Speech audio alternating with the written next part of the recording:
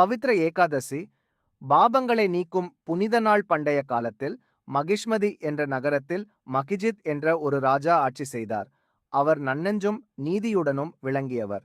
இருப்பினும் அவருக்கு ஒரு குழந்தை இல்லை என்பது அவருக்கு பெரும் கவலையாக இருந்தது. இருப்பினும் மகிஜித் ராஜா தனது அமைச்சர்களை அழைத்து தனது கவலை பகிர்ந்து கொண்டார்.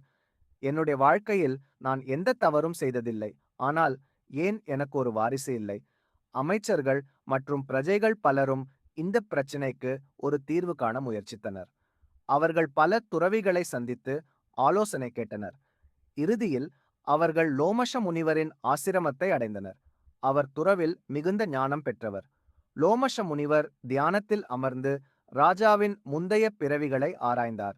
சிறிது நேரம் கழித்து அவர் கண்களை திறந்து கூறினார், மகிஜித் ராஜா தனது முந்தைய பிறவியில் ஒரு வணிகராக இருந்தார். ஒரு சமயம் 2 நாட்கள் பசியுடன் இருந்து ஒரு குளத்திற்கு நீர் குடிக்கச் சென்றார். அங்கே ஒரு பசு மற்றும் அதன் கன்று நீர் குடித்துக் கொண்டிருந்தன. வணிகர் தனது தாகத்தை தணிக்க அந்த பசுவை விரட்டினார். இந்த செயலின் காரணமாக இந்த பிறவியில் அவருக்கு குழந்தை இல்லை. அமைச்சர்கள் கேட்டனர், முனிவரே, இந்த பாவத்தை நீக்குவதற்கு என்ன செய்ய வேண்டும்? லோமஷ முனிவர் பதிலளித்தார், சிராவண மாதத்தின் சுக்லபக்ஷ ஏகாதசியான பவித்ர ஏகாதசியை விரதமாக கடைபிடிக்க வேண்டும். அந்த நாளில் பக்தியுடன் விஷ்ணுவை வழிபட்டு இரவு முழுவதும் ஜாகரணம் செய்ய வேண்டும். இந்த விரதத்தின் பலனாக ராஜா பாவமிருந்து விடுபட்டு ஒரு குழந்தையை பெறுவார்.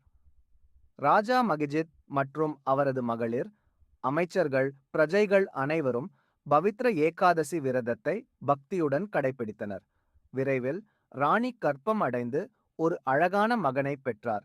இந்த கதையிலிருந்து பவித்ர ஏகாதசி விரதத்தின் மகிமை புரிகிறது.